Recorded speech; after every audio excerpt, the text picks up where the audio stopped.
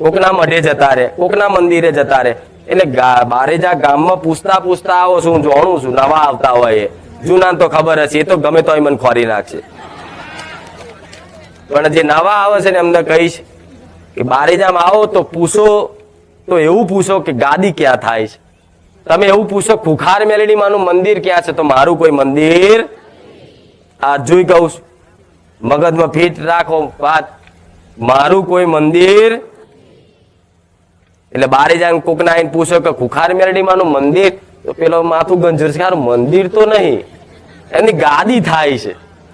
અને કોકને નહીં ખબર હોય, ખબર તો જો કે બધાને છે, પણ અમુક કે છે કે આ મેલડી માતા રહ્યા, તો તમે ચોક બીજી મેલડી માતાએ મારું મોનેલું શ્રીફળ કોકની માતાએ જતું રહે છે, થાય કે નહીં?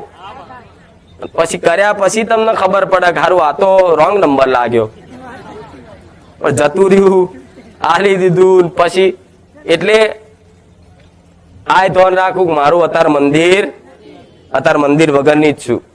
જેમ તમે ઘર વાળા વગર ના છો ને, હું માતા મંદિર વગરની છો. નહીં મારું મંદિર ભાડાની જગ્યા હોય છે, કોક આલે સેવા, તો સેવા કરાવડાય. અહીંથી માલિક એમ કે છે કે હેડો હવે અહીંથી ઉપડો, તો મારા અહીંથી મારી બસ્તીને મારા સેવકો લઈને હેડો. એ કોણું છું તાર આ શું નહીં? હવે એક સવાલ થતો હશે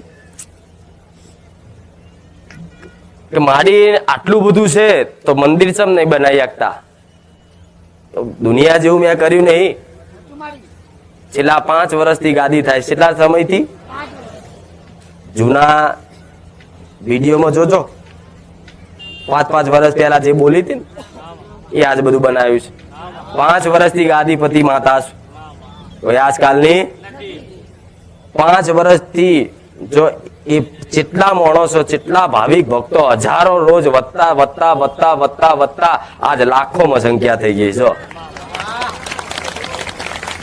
તો એક મનમાં સવાલ થાય કે નહીં કે જો 5 વર્ષથી આવી ગાદી પર બેસતી હોય, 5 વર્ષથી મારા દીકરાના કોઠે ધોણી અને હજારો દુખિયારાના દુઃખ દૂર કરી અને દુઃખ ભાગતી હોય હું મેલડી, તો કોઈ જો લીધું નહીં ને એટલે હું મંદિર વગરની છું. કોઈ જો આશા રાખી નહીં ને એટલે મંદિર વગરની છે.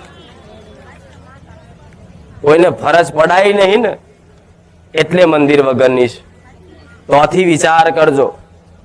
દુનિયા મારા વિશે ગમે તે કે ગમે તે બોલે, પણ જો લગીન તમે પ્રત્યક્ષ અનુભવ ના કરો ત્યાં સુધી મારી પર શંકા ના કરતા.